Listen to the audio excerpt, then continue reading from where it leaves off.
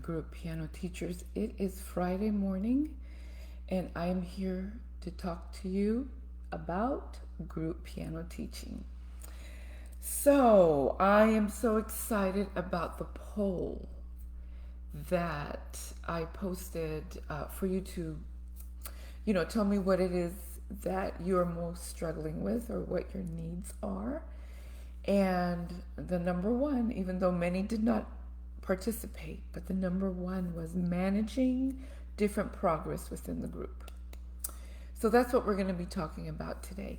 My name is Dorla Aparicio, and like I've told you on other Fridays before, I love talking to piano teachers about group piano teaching. So go ahead and let me know how you manage your groups when they start progressing differently.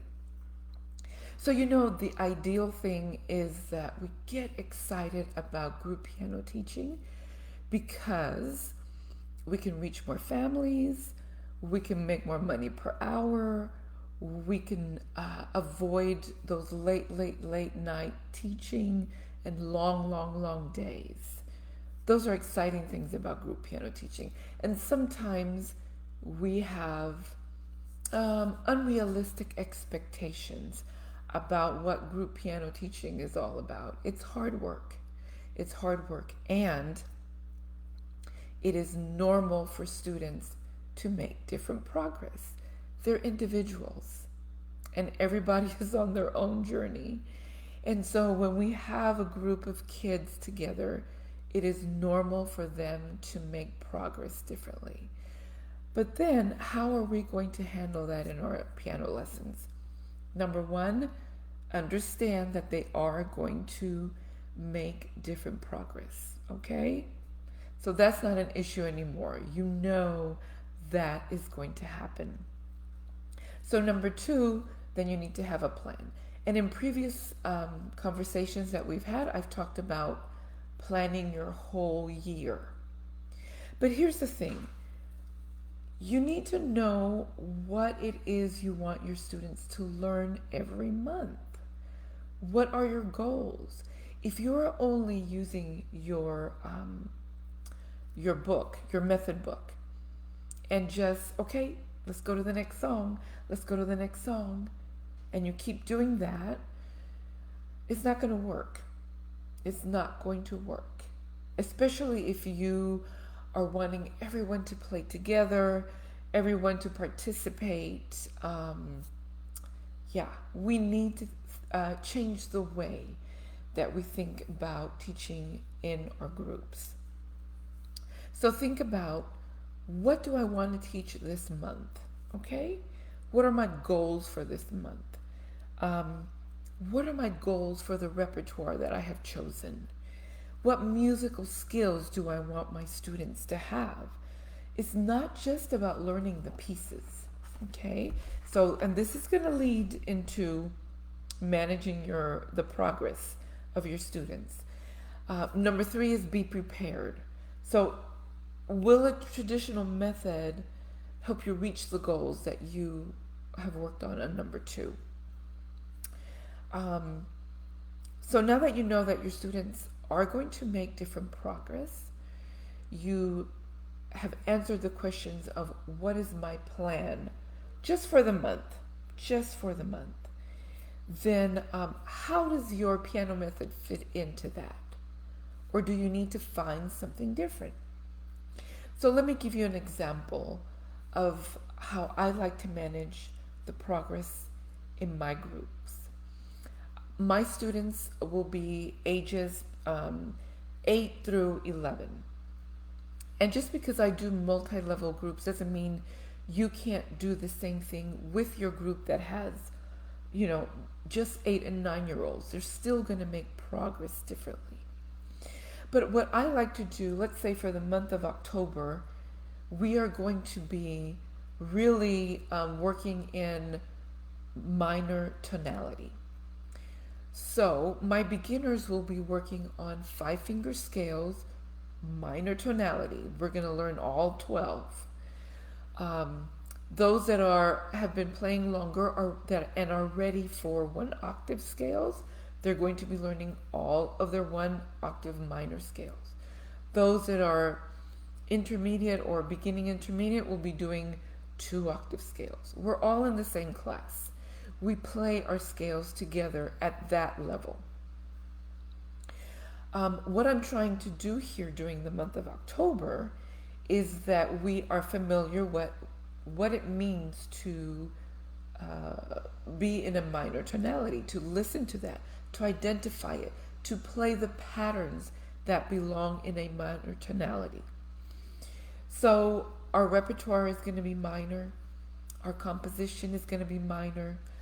Our theory will not be minor. Our theory will be different dynamics is what we'll be doing.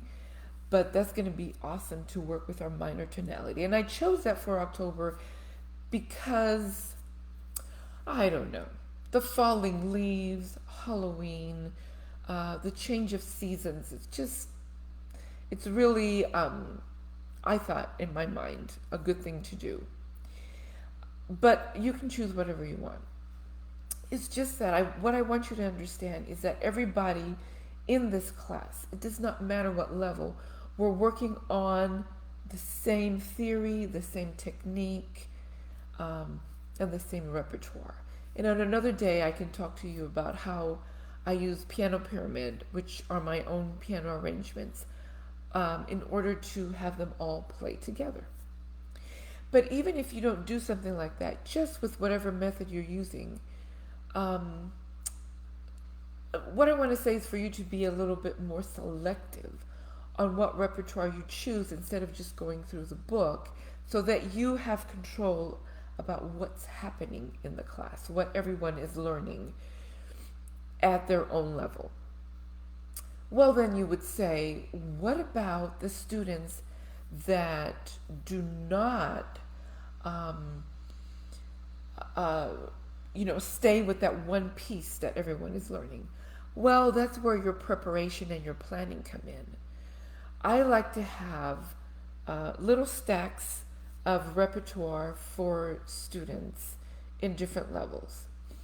I know that when October comes, I have selected pieces for Halloween or for a fall theme for different levels.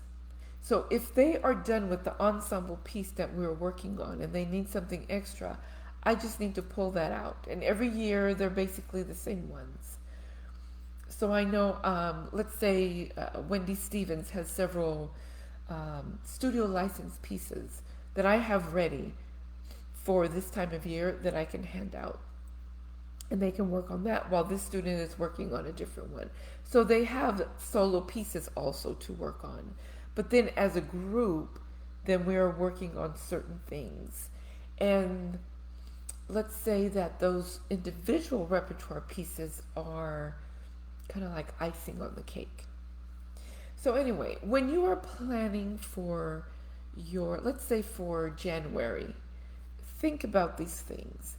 You want to take control of your group, and when you plan what you're going to do each month and then each week and choose your repertoire accordingly, then suddenly the progress in your group is going to be focused on a common goal and not everyone having their own mini lesson within the group. So I would love to hear your comments about this. I'm sure there are many other ideas of how to manage the progress in a group. You could also just switch the kids around to different groups if your studio is, if that's something easy to do within your studio. But I'd love to know when you watch this video, I'd love for you to comment and let me know how you do it. Because we are all here to learn together. Thank you so much for meeting me here on this live video. My name is Dorla Aparicio, and I try to be here every Friday talking about group piano teaching. Have a wonderful weekend. Bye-bye.